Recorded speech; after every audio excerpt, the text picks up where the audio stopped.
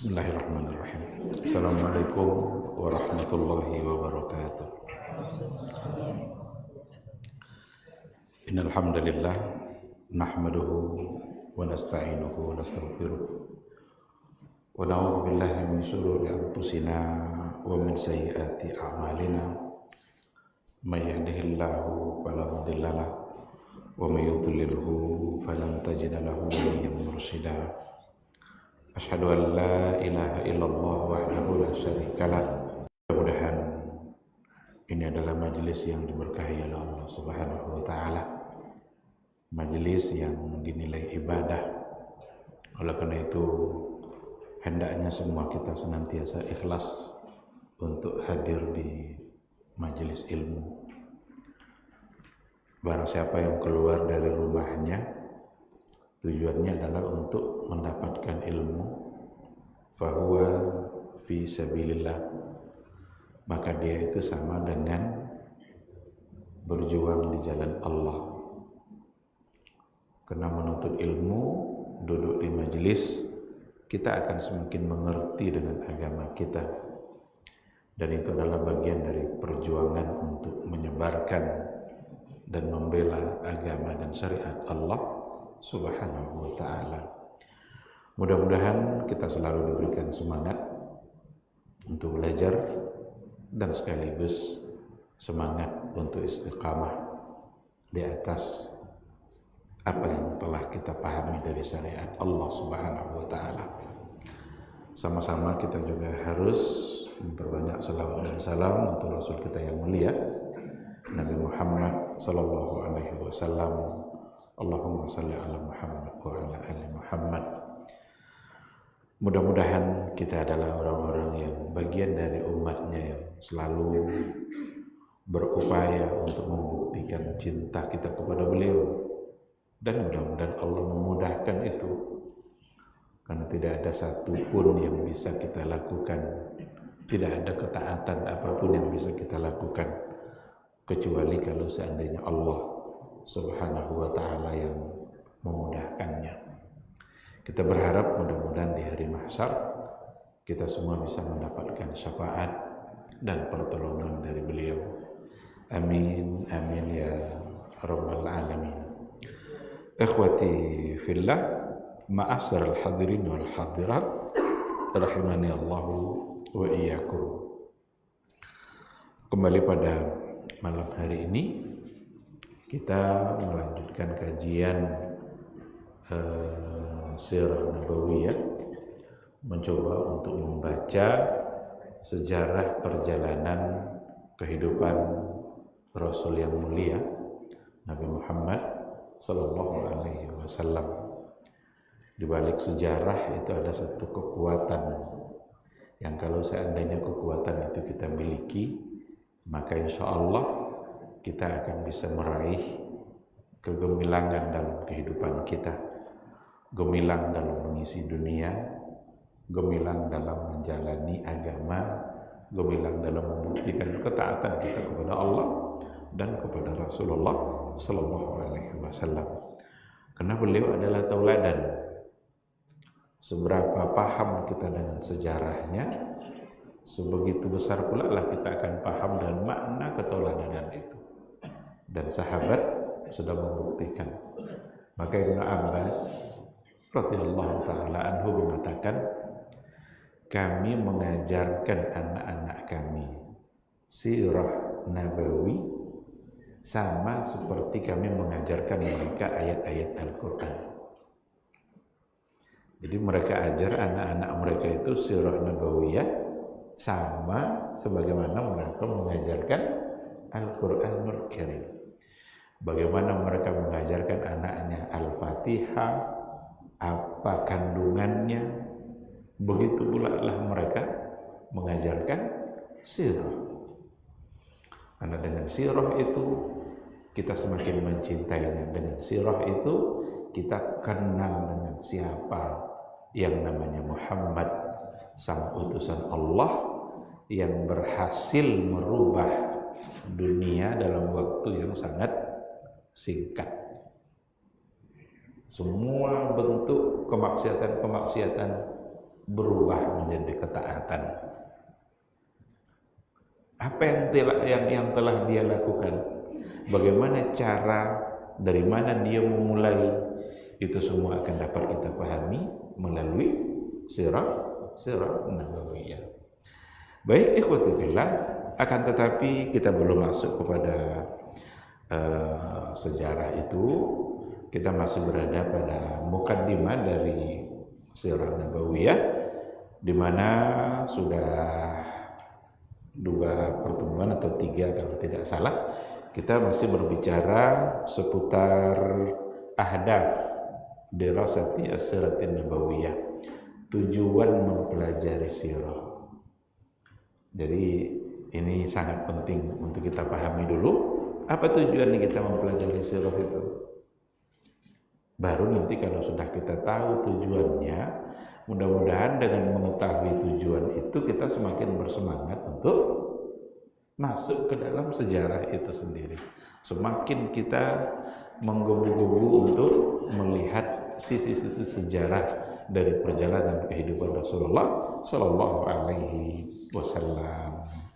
Sudah 2 tujuan dari mempelajari sirah yang kita bahas. Kemarin yang terakhir itu adalah tujuan dari mempelajari sirah itu adalah akhdhu ad-durusi wal ibari fi jawanibi al-hayatil mukhtalifah. Tujuannya adalah untuk mengambil pelajaran dan ibrah dari jawanibil hayatil mukhtalifah, dari sisi-sisi kehidupan yang berbeda, dari berbagai sisi kehidupan yang dijalani oleh Rasulullah Sallallahu Alaihi Wasallam, untuk kemudian kita ambil pelajarannya.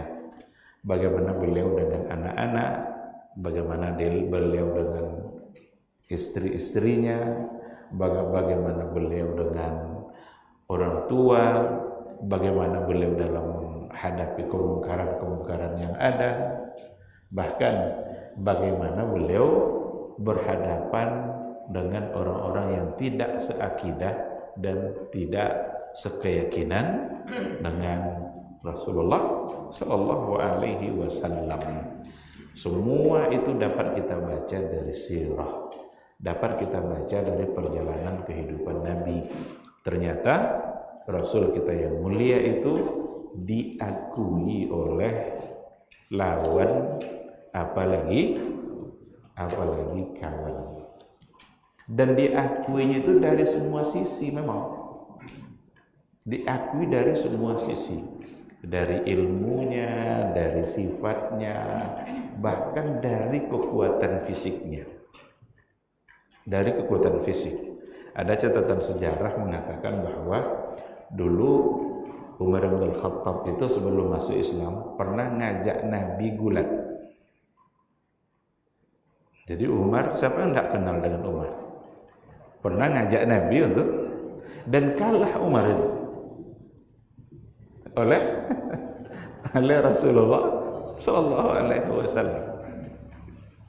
Jadi memang dari semua sisi, ya wajarlah beliau adalah utusan Allah yang memang kehidupannya sudah ditempa dari awal untuk meraih kemandirian. Kemandirian diraih dan ditempa dari awal kehidupannya. Belum aja dia lahir, bapaknya sudah wafat. Sudah lahir, ibunya pula yang wafat. Tinggal pula bersama paman, miskin pula paman itu. Sudahlah miskin, banyak pula anaknya. Jadi kalau paman kaya, lumayan kan? Nenda Abu Talib itu bukan terkenal sebagai orang yang kaya. Anaknya banyak, keadaannya sedang-sedang atau biasa-biasa saja, ditambah lagi untuk menanggung kehidupan Nabi Muhammad Sallallahu Alaihi Wasallam ketika dia masih kecil. Tetapi Rasul tidak ingin hanya mengharapkan kehidupannya dari pamannya saja. Dari situlah beliau ikut punya andil dalam mendapatkan ma'isyah, padahal dia masih kecil. Dia ikut gembala kambing. Dia yang menceritakannya ketika sudah besar. Saya dulu waktu kecil, saya mendapatkan upah dari gembala kambing orang-orang Mekah. padahal dia masih kecil. Karena pamannya bukan sebagai orang yang kaya raya. Kalau paman kaya raya tinggal bersama dia mungkin aman-aman aja. Belikan mobil, belikan kendaraan apa yang dia mau, enak. Nah akhirnya dia pun ikut. Dan itu ternyata semua adalah cara Allah untuk menempa pribadi beliau agar benar-benar mandiri. Jadi yang kedua itu kemarin itulah kira-kira apanya, gambarannya akhzul durus, bagaimana kita bisa mengambil pelajaran-pelajaran dan ibrah dari setiap sisi kehidupan yang dijalani oleh Rasulullah sallallahu alaihi wasallam. Sekarang kita masuk pada al-hadafus tsalits, tujuan yang ketiga. Al-hadafus tsalits min dirasati as-siratin nabawiyah, tujuan yang ketiga dari mempelajari sirah itu adalah at-ta'arrufu 'ala al-mu'jizat ad-dalla 'ala an-nubuwah. At-ta'arruf 'ala al-mu'jizat, dengan mempelajari sirah Rasulullah sallallahu alaihi wasallam kita bisa mengenal 'ala al-mu'jizat, kenal kita dengan mukjizat adalah ala nubuwah, yang menunjukkan atas kenabiannya Nabi Muhammad sallallahu alaihi wasallam. Jadi sebagai seorang rasul dia punya mukjizat sebagaimana rasul-rasul yang sebelumnya.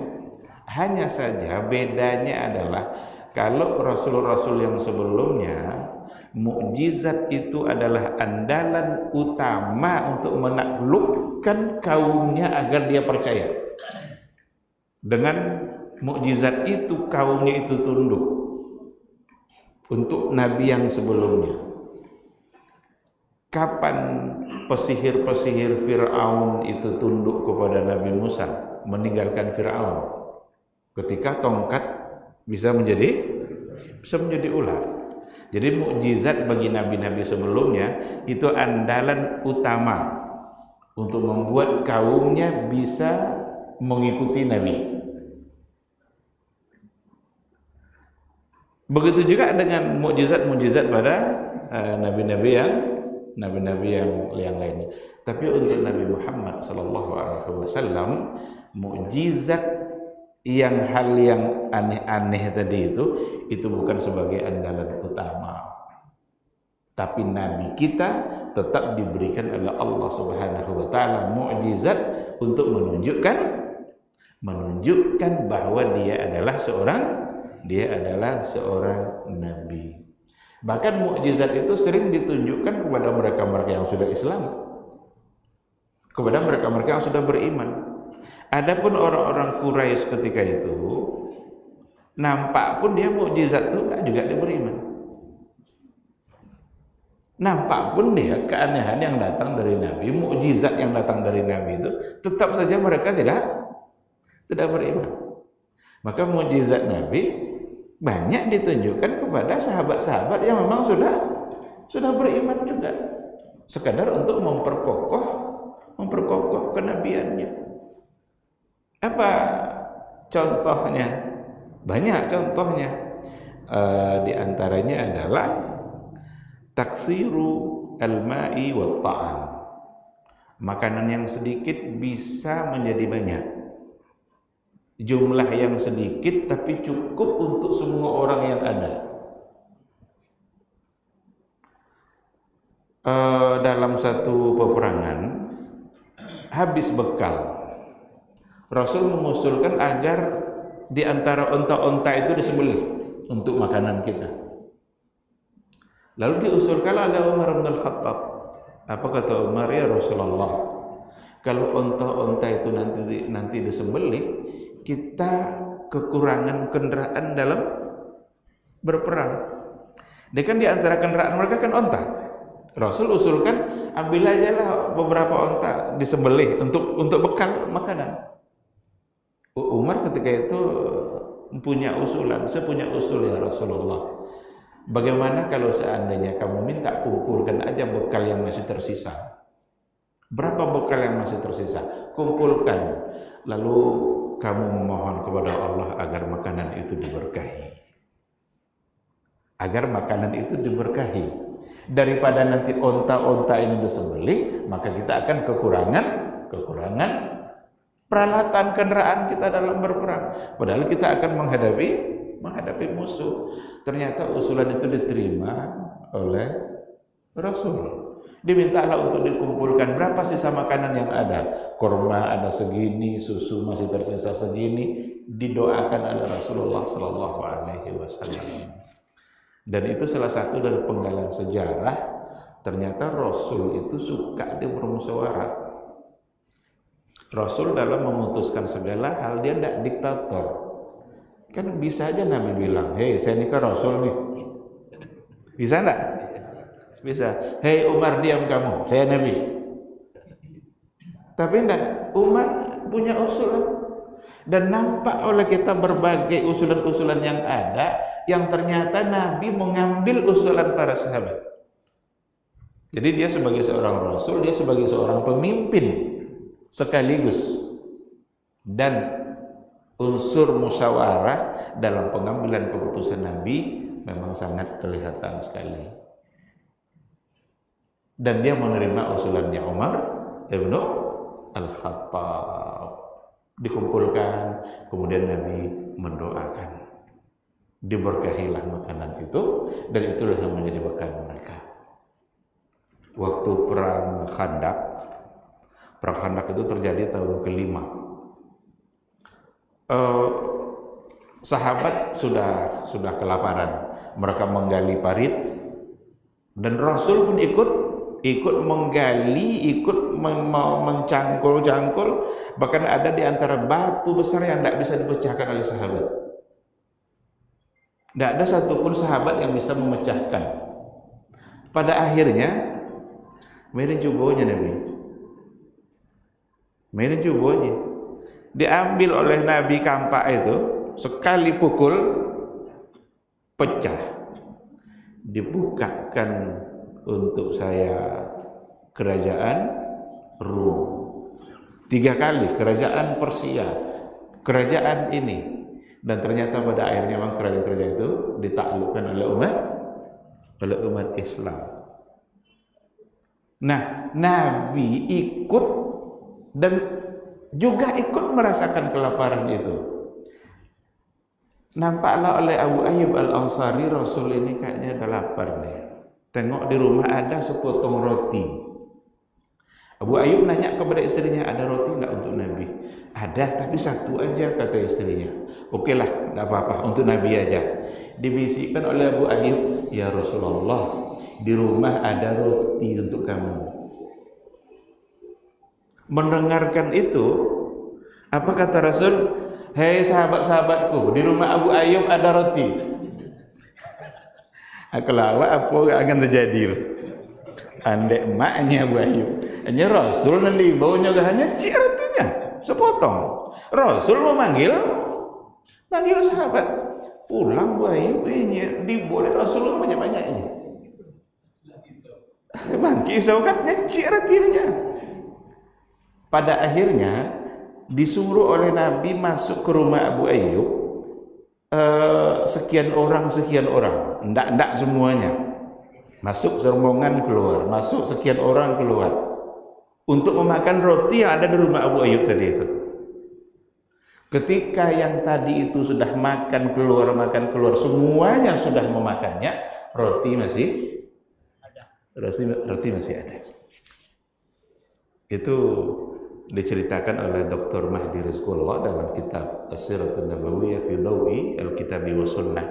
Beliau punya buku sirah tebal segini, Sirah Nabawiyah berdasarkan kepada Al-Qur'an, kitab Sunnah, artinya Al-Qur'an dan Sunnah, dan itu adalah hadis yang sahih. Ini namanya mukjizat, dan mukjizat itu ditunjukkan kepada orang-orang Islam.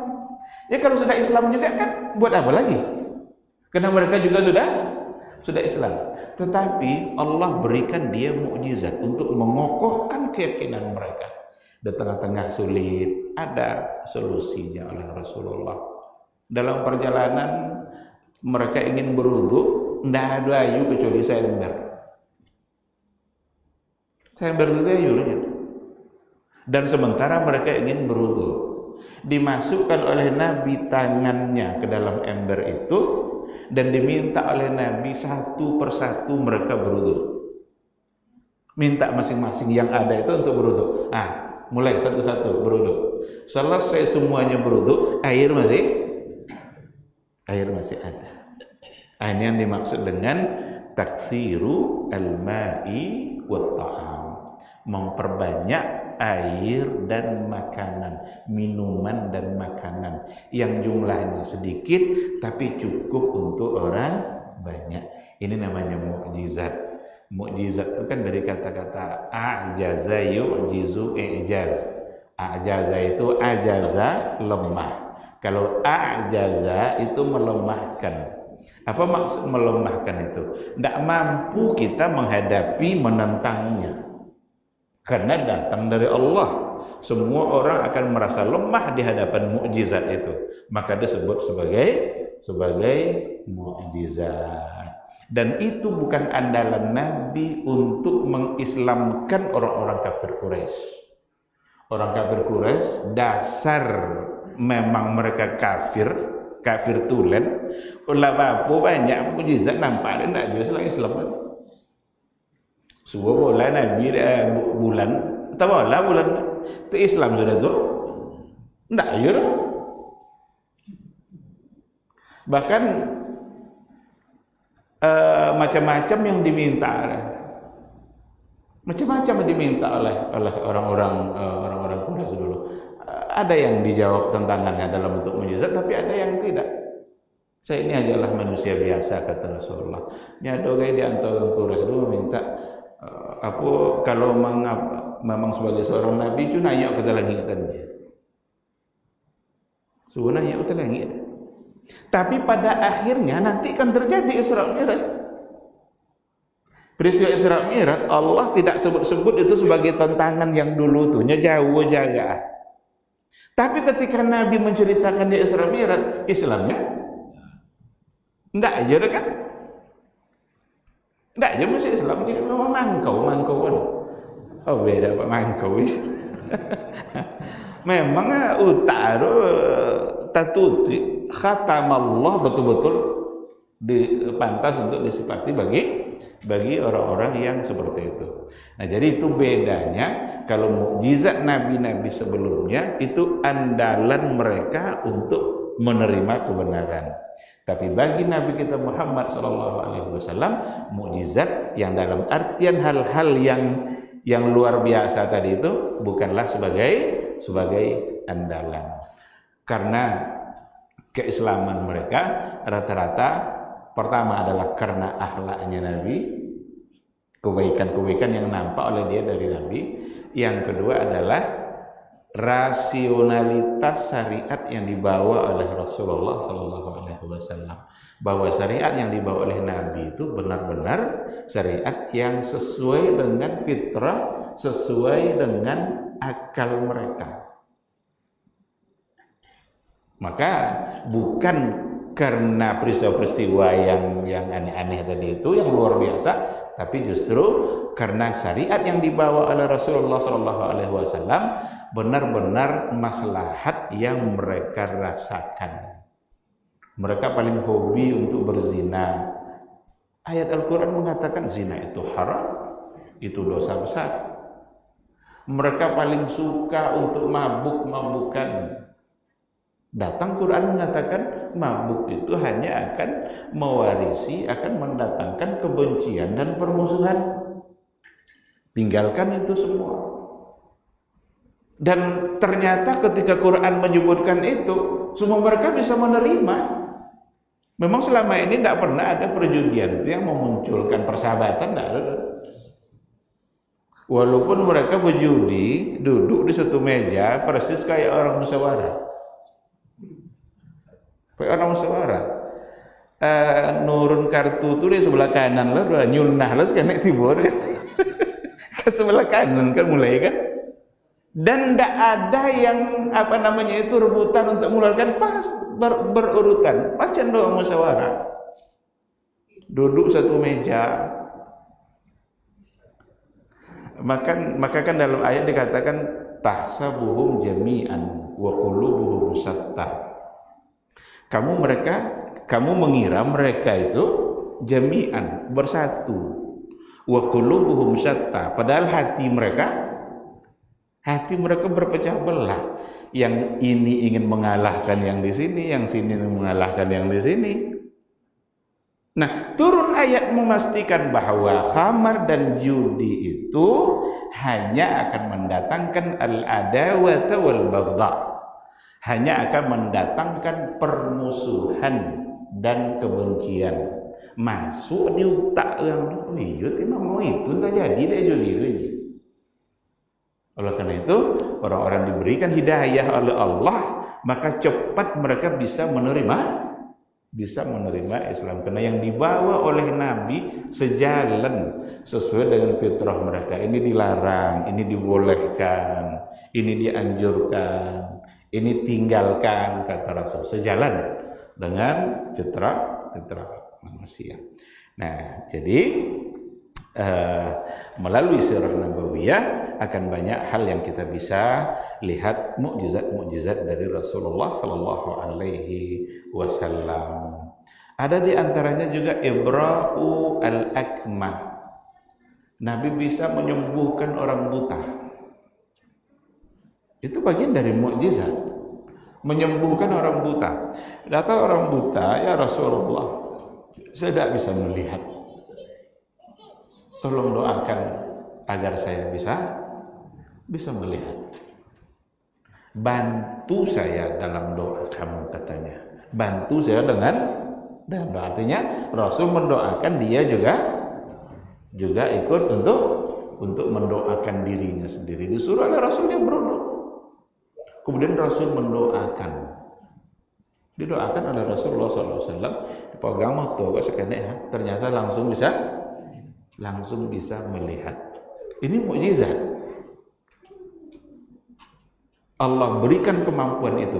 Bukan Rasulnya yang hebat, tetapi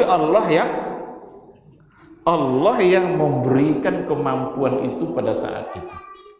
Dan ternyata yang buta tadi bisa melihat. Buka motor, nampak langsung. Padahal awalnya tadi adalah buta. Semua itu bagian dari mukjizat. Datang pula orang buta yang lain juga meminta untuk didoakan. Tapi Nabi memberikan pertimbangan. Iyo nak nengoknya, iyo nak elok matanya.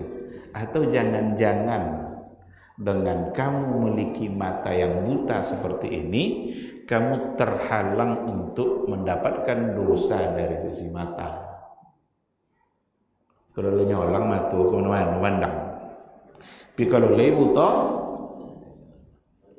tidak dapat mandang orangnya buta. Pada akhirnya, kalau begitu ya Rasulullah, biarlah saya buta. Pilih buta dah. Dia banyak dikasih pandangan-pandangan oleh Rasul. Ada di antara sahabat tinggi jauh dari Masjid Nabawi. Datang menemui Nabi, ya Rasulullah, izinkan saya untuk tinggal dekat dengan masjid. Kalau dekat dengan masjid, alangkah mudahnya saya untuk beribadah dekat dengan masjid. Dibayi pertimbangan tak Nabi. Kalau jauh tinggi ya nyinya. Ketika mendengarkan azan, kalau lah jauh, kadang tak apa ya. Tapi ketika tetap berangkat ke sana dan dengan langkah yang lebih banyak, maka pahala kamu akan menjadi lebih besar.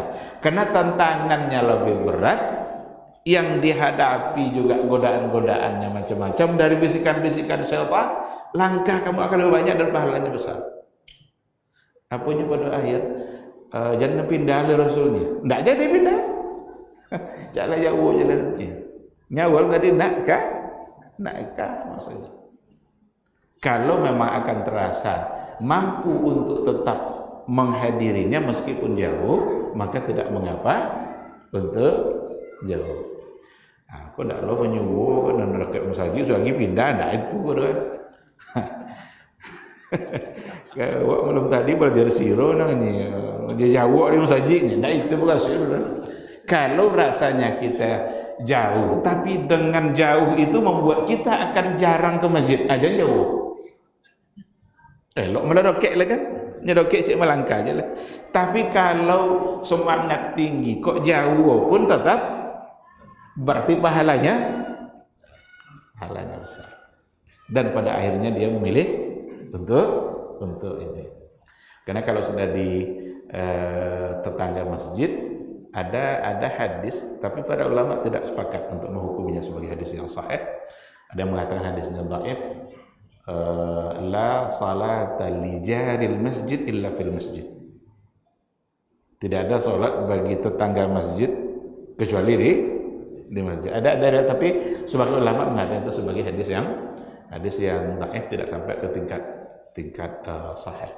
Tapi kalau dalam pembahasan salatul jamaah, kadang-kadang hadis itu disebutkan. Profesor Wahbah Zuhaili dalam Al-Fiqhul Islami menyebutkan riwayat itu.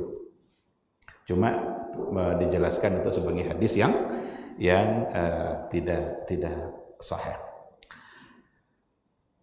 Ada lagi bentuk mukjizat Rasulullah sallallahu alaihi wasallam itu adalah syahadatu asy-syajari wal hayawan wa taklimu. Kesaksian pohon, hewan, batu, yang kadang batu ucapkan salam, wa taklimuhu, dan Nabi bisa berkomunikasi. Nabi bisa berkomunikasi, tapi Nabi bukan berkomunikasi setiap saat dengan seperti Nabi Sulaiman. Nabi Sulaiman kan dia paham bahasa hewan, dan memang kapan pun hewan bicara dia paham. Tapi Rasulullah Shallallahu Alaihi Wasallam diberikan kemampuan oleh Allah dalam bentuk mukjizatnya itu berbicara seperti itu dan bersaksi atas syariat yang dia bawa, atas Islam yang dibawa oleh beliau, pohon, hewan, bahkan makanan di hadapan Nabi ngomong. Apa contoh? Dihadiahkanlah oleh seorang Yahudi Rasul itu daging kambing, paha kambing, tapi beracun. Tujuannya adalah untuk membunuh Nabi. Kalau Yahudi dulu kan itu akal kan. Bapak cawo Nabi. Walaupun ada kadang kesepakatan, tapi saat memungkinkan untuk melanggar kesepakatan, Yahudi melanggarnya. Maka tabiat Yahudi itu dari dulu suka melanggar aturan, melanggar kesepakatan sampai Yahudi gini. Jadi jangan percaya oleh usaha damai dari Yahudi tidak akan ada, mustahil. Memang akalnya orang dari dulu suka untuk melanggar. Dikasihlah hadiah kepada Nabi daging kambing, bagian pahanya kalau tidak salah beracun. Dihidangkan di hadapan Rasulullah SAW. Pada saat makan itu hampir diambil oleh Nabi, daging tadi ngomong. Sobu itu, apanya dia bacun ini. Dan akhirnya Nabi tidak jadi memakannya, karena hewan itu sendiri berbicara menyebutkan kalau dia pelacur. Gagal, berarti gagallah misi seorang Yahudi. Ini Rasul kan. Rasul itu kan dipelihara oleh Allah Subhanahu wa taala dari berbagai bentuk kejahatan, apalagi Islam memang belum sempurna. Islam belum sempurna. Kalau sudah sempurna berarti memang Nabi akan mengakhiri kehidupannya. Tapi ketika Islam belum sempurna, semua usaha, semua upaya orang-orang Quraisy tidak akan ada yang berhasil, sebab dia diutus untuk menyampaikan syariat secara sempurna dan syariat ternyata belum sempurna. Suraqah bin Malik sudah pun berharap sayembara siapa berhasil nangkuk Nabi satu iku untung. Satu iku berapa miliar tu? Banyak tu. Kalau 20 juta aja siku kali satu iku. Siko Nabi sama Abu Bakar siko Suraqah.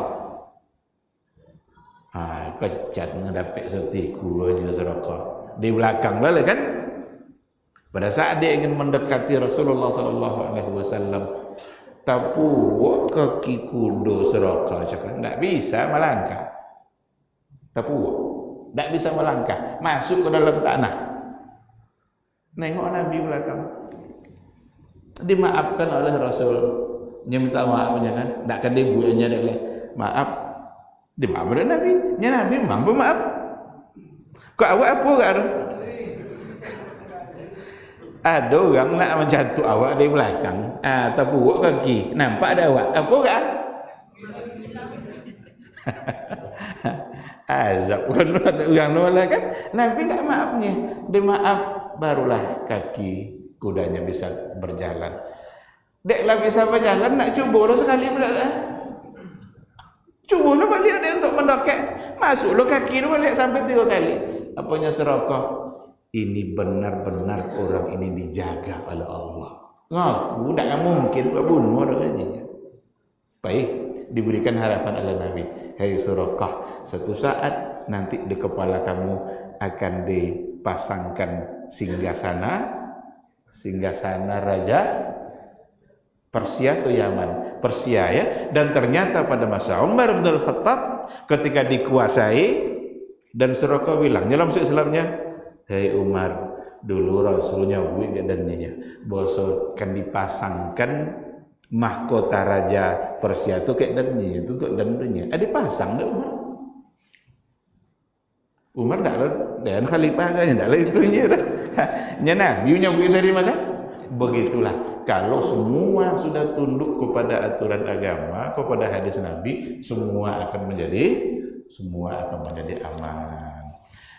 Masuk waktu Isya, kita akan jawab dulu suara azan dan insyaallah kita sambung setelah azan.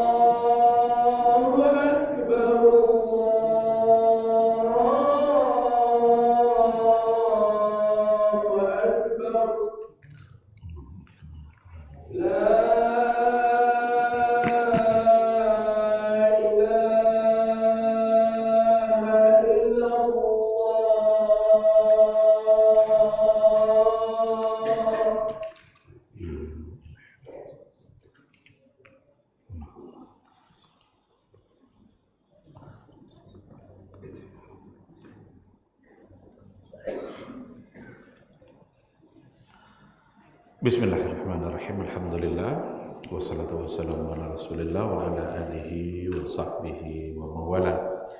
Ikhwati fillah, ma'asyiral hadirin wal hadirat rahimani Allah wa iyyakum. Jadi itu ya poin yang ketiga, at-ta'arruf ala al-mu'jizat.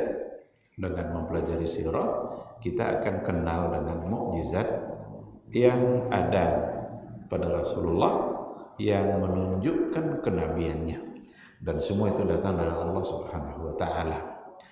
Ada satu hal yang menarik dalam pembahasan mukjizat, bahwa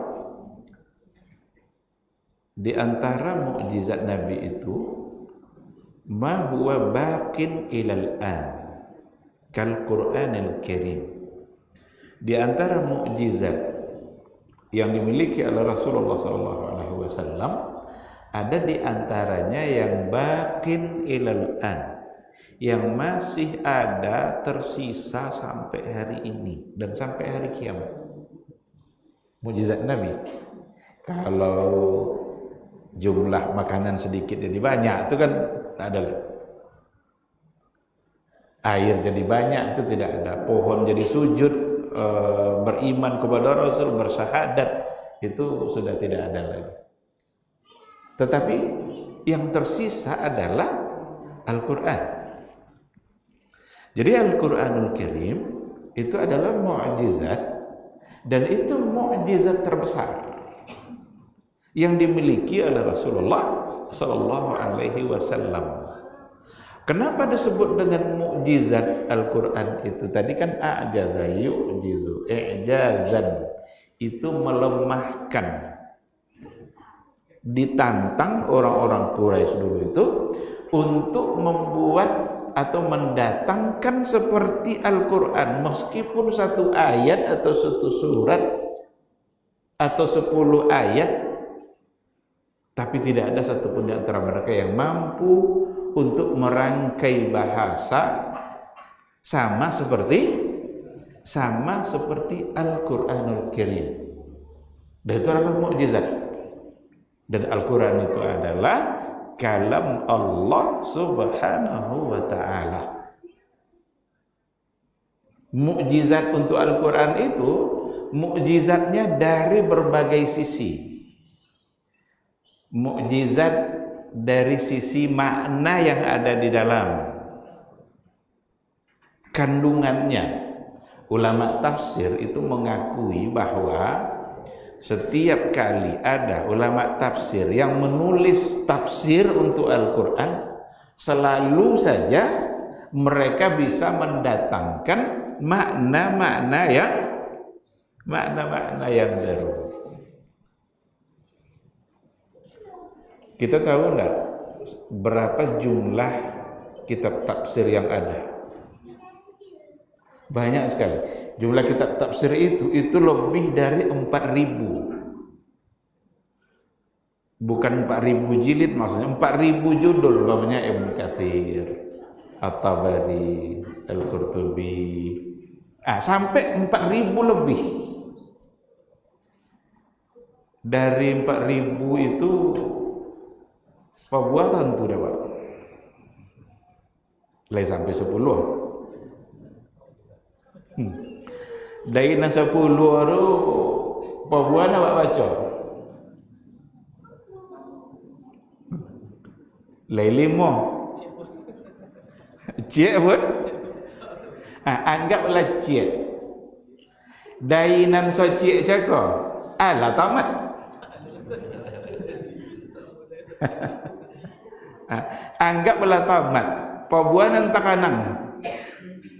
Jadi kalau macam itu cara membanding-bandingkan dia, tidak ada ilmu dalam tafsir sebenarnya. Sangat sedikit. Lebih 4.000 baik yang sudah dicetak maupun yang manuskrip. Bahkan kebanyakan manuskrip ini ada di Belanda, ada di Spanyol. Ada Maktabah Escurial yang di Spanyol itu di situ banyak manuskrip untuk kitab tafsir. Banyak loh yang punya. Di pustaka yang dulu tak. Jadi itu i'jaz bayani. I'jaz dari segi bayannya, penjelasannya. Maka salah satu dari sifat Al-Quran itu la tanqadi ajaibu. Tidak habis-habis keagungannya. Saya dulu punya dosen tafsir namanya Dr. Ali Tuwaijiri. Di kelas dia bilang begini, ya ikhwan, bacalah kalian kitab tafsir ini. Apapun kitabnya. Saya kira-kira punya 40 kitab tafsir katanya. Masing-masing kitab tafsir itu pasti ada di sini, tidak ada sikada. Ada kayak kitab kau tidak boleh ada sitan. Yang ada di sitan tidak boleh ada sikada. Jadi tidak bisa kita mengatakan bahwa kita cukup dengan satu kitab tafsir. Karena masing-masing kitab ketika datang para ulama untuk menafsirkannya, pasti ada hal-hal yang baru yang dia sampaikan tentang Al-Quran. Bahkan yang terakhir yang dikembangkan itu oleh para ulama ada namanya at-tafsirul ilmi. Tafsir melalui riset ilmu pengetahuan. Ayat-ayat yang berkaitan dengan proses terjadinya janin dalam rahim. Apa yang ada dalam ilmunya dokter itu persis dengan yang ada di dalam Al-Quran, dan diperkuat pula oleh hadis Nabi. Maka ada sekarang dikembangkan ilmu itu al-i'jaz al-ilmi. I'jaz ilmi itu bagaimana ilmu pengetahuan hasil riset para ulama yang ternyata dapat ditemukan pada Al-Quran dan juga pada hadis. Pada hadis Rasulullah sallallahu alaihi wasallam. Kenapa kalau ada najis dijilat oleh anjing, caranya oleh Nabi adalah dengan membasuh 7 kali pakai air, salah satunya adalah dicampur dengan tanah. Itu ada ilmuwan yang meneliti masuk Islam. Dia coba teliti, kenapa harus dengan tanah? Bisa ndak tanah itu diganti dengan sabun-sabun yang lain? Ternyata tidak. Ketika diganti, ternyata tidak menghilangkan persis seperti ketika dicampur dengan tanah. Masuk Islam. Berarti benar yang diucapkan oleh Nabi. Kenapa kalau kita bersin harus ucapkan Alhamdulillah? Kalau Alhamdulillah untuk apa pun besok? Untuk kebaikan, untuk nikmat. Berarti bersin itu nikmat. Nabi suruh kalau bersin maka ucapkan Alhamdulillah. Yang mendengar ucapkan pula Yarhamukallah. Dibalas pula lagi yahdikumullah wa yuslihu. Saling doa. Padahal hanya karena bersin. Ini diteliti juga ini oleh ilmuwan, oleh para ahli. Sekali bersin itu ternyata banyak sekali kuman-kuman dan penyakit yang keluar dari tubuh kita. Yang wajar kita mengucapkan Alhamdulillah. Ini namanya i'jaz Ijaz ilmi. Dulu sudah yang bagian-bagian itu kalau nggak salah sudah pernah dulu kita bahas, tapi di majelis yang lain. Ada dulu satu yang saya waktu itu saya ajukan satu pertanyaan, menurut kita kira-kira mana yang lebih membersihkan, air dingin atau air panas? Yang lebih menyegarkan, yang buat kita bersih, air dingin atau air panas? Sering orang menjawab air panas. Maka kadang kalau pagi-pagi juga campur dengan air panas, biar katanya segar. Tetapi para ulama menjawabnya berdasarkan hadis. Yang lebih menyegarkan dan membersihkan air dingin. Di mana diambil? Dari doa kita untuk jenazah. Apa doa awak untuk jenazah di takbir ketiga? Allahumma wasilhu bil ma'i wassalji wal baradi. Mandikanlah jenazah ni, bersihkanlah dia dengan air dingin, dengan air es. Apa air dingin suara Nabi? Apa ndak bersihkan dia dengan air panas?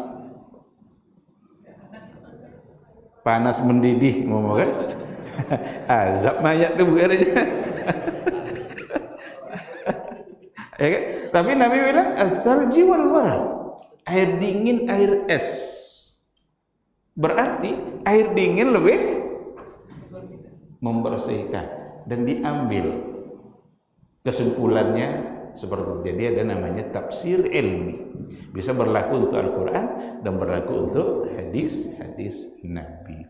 Ada nanti ijaz dalam bentuk sastranya. Ini yang ditantang dulu orang-orang Arab. Quran kan bahasa Arab.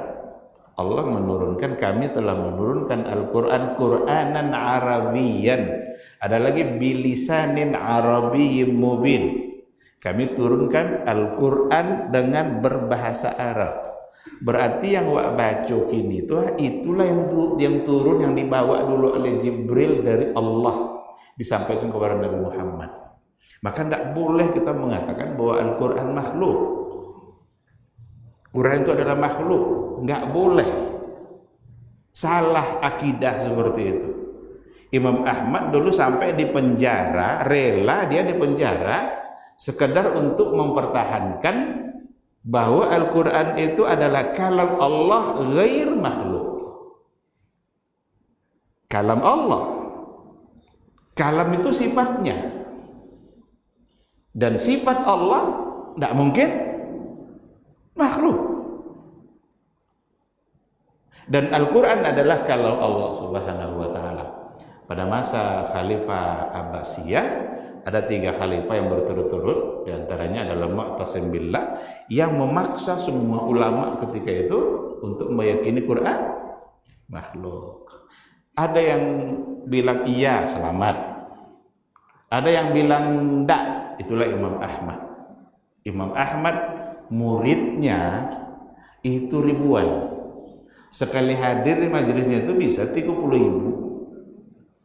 Dan Imam Ahmad meyakini seandainya saya ikut mengatakan Al-Quran makhluk, ikutan 30.000 rusak akidah seorang. Biarlah saya di penjara demi mempertahankan keyakinan ini bahwa Al-Quran itu kalamullah ghairu makhluk. Kalam Allah dan dia tidak makhluk. Datanglah orang-orang Mu'tazilah yang mengatakan Al-Quran makhluk. Itu loh nyonangkan topik. Datang kelompok Asy'ariyah sok-sok membagi-bagi lainnya. Kalam Allah dibagi 2. Ada kalam lafzi, ada kalam nafsi. Al-Quran ini kalam lafzi, kena lafaz, dan itu makhluk. Sedangkan kalam nafsi, kan awak kadang terlintas sesuatu, awak tidak baca cakap, tapi terlintas sesuatu itu kalam nafsi, kalam jiwa. Itu katanya bukan makhluk. Tidak pernah ada pembagian seperti Asy'ariyah itu pada masa pada masa sahabat. Semua mereka meyakini bahwa Al-Quran kalamullah ghairu makhluk. Jadi kalau ada kelompok Asy'ariyah yang mengatakan akidah kami adalah sanadnya sampai kepada Imam Ahmad, mengambil dari Imam Syafi'i, Imam Syafi'i berguru kepada Imam Malik, sampai nanti kepada Nabi, khusus untuk persoalan Quran makhluk atau tidak, maka itu adalah kebohongan besar. Karena Nabi tidak pernah meyakini bahwa Al-Quran adalah makhluk. Baru muncul pada masa ini, pada masa munculnya aliran kalam. Kalau memang kalam lafzi dianggap sebagai makhluk, berarti siapa yang mengucapkan lafzi itu? Siapa yang mengucapkan lafaz itu? Apakah Allah ataukah Nabi Muhammad SAW ataukah Jibril? Kalaulah seandainya Quran itu Jibril yang mengucapkan atau Nabi Muhammad yang mengucapkan, tidak akan sulit oleh orang-orang jahiliyah untuk menandinginya. Karena orang-orang jahiliyah adalah orang-orang yang ahli dalam sastra Arab, paling jago. Syair-syair jahiliyah dulu luar biasa. Itu jadi saksi dalam ilmu nahwu, dalam ilmu saraf. Tapi karena itu adalah kalam Allah, maka ketika ditantang mereka untuk mendatangkan meskipun satu ayat, tidak ada satupun mereka yang sanggup untuk mendatangkannya. Karena memang kalamul bashar tidak akan sama dengan kalam Khalik, kalamnya Allah. Atas dasar apa mereka bilang itu adalah makhluk? Karena katanya kalam Allah itu laisa bisautin wala biharfin. Tidak ada suara dan tidak ada huruf. Kalau ada huruf, sama tu jawab.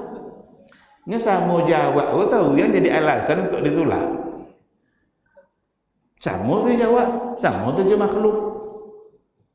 Yadullahi fawqa aydihim. Ini ayat yang Allah sendiri mengisbatkan tangan untuk diri dia. Apa ininya? Itu tidak tangan dulunya. Kalau tangan, sama dia jawab. Padahal sama jawab itu tidak ada.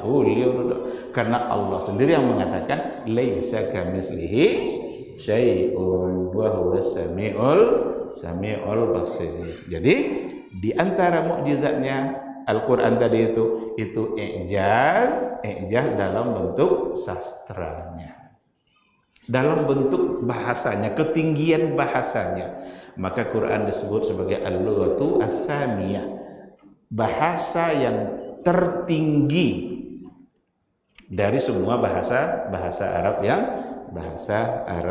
yang ada. Baik, ikhwati fillah, ma'asyiral hadirin wal hadirat rahimani Allahu wa iyyakum.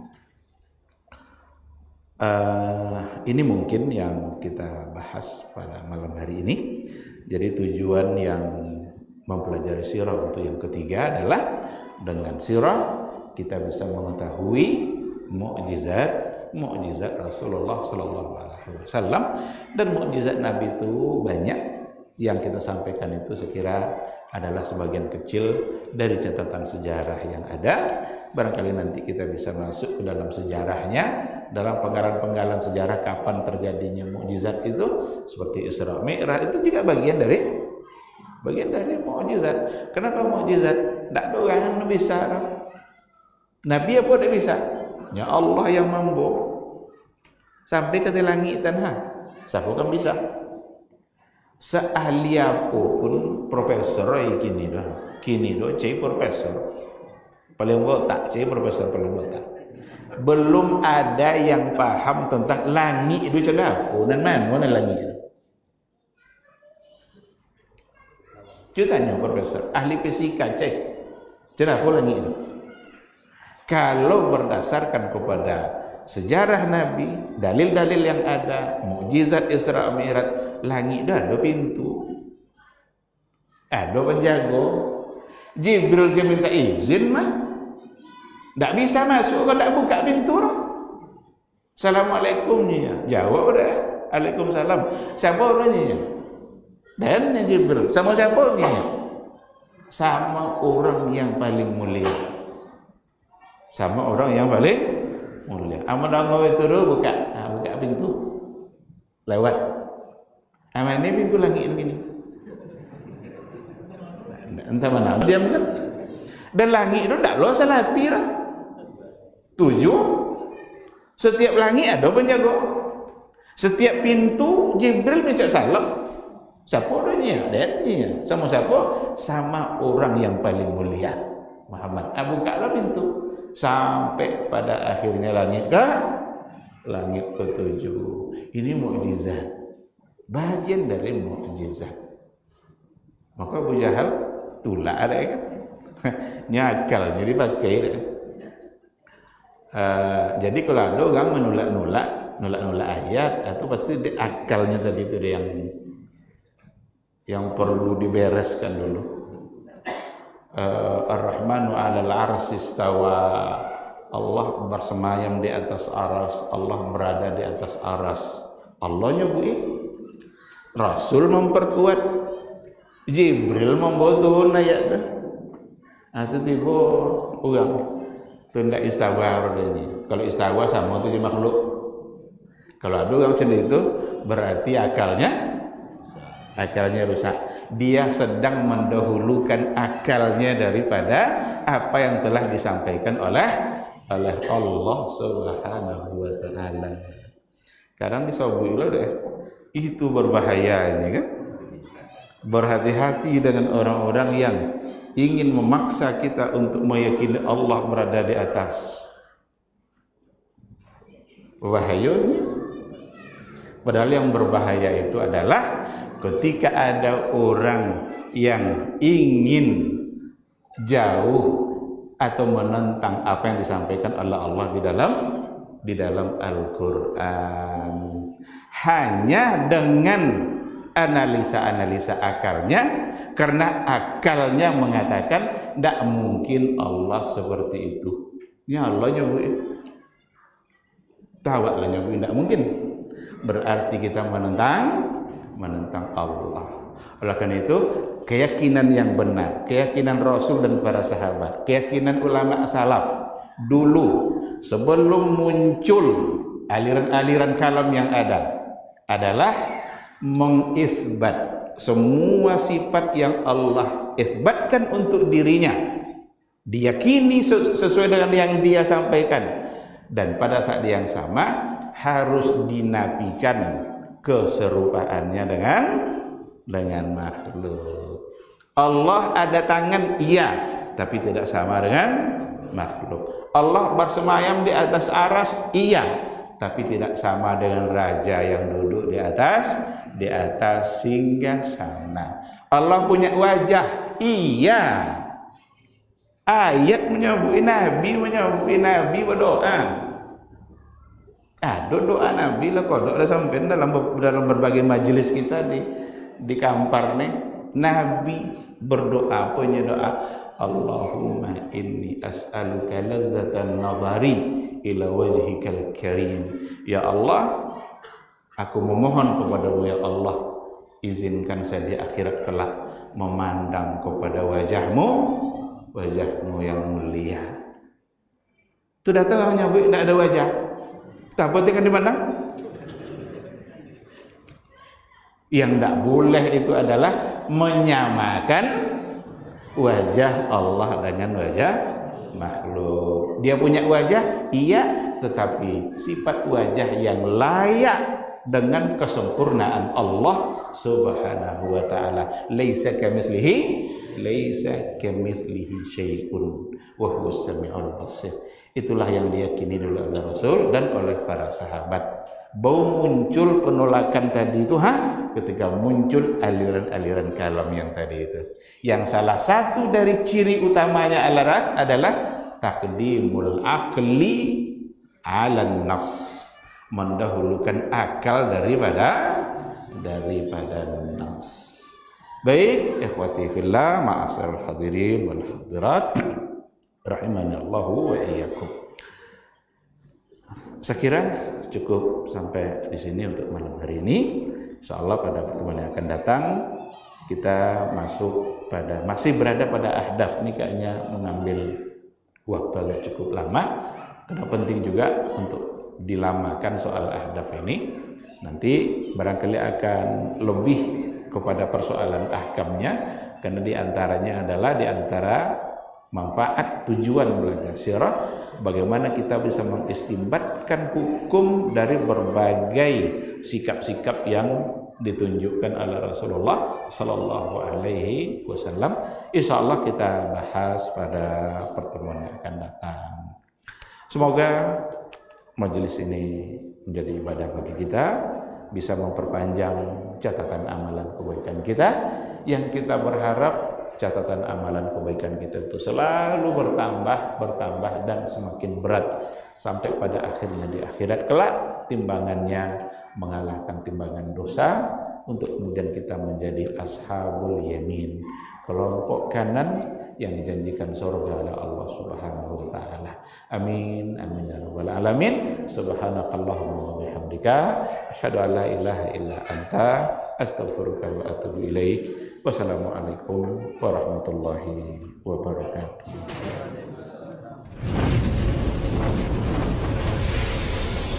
Baba TV Sunnah, belajar agama baru alim.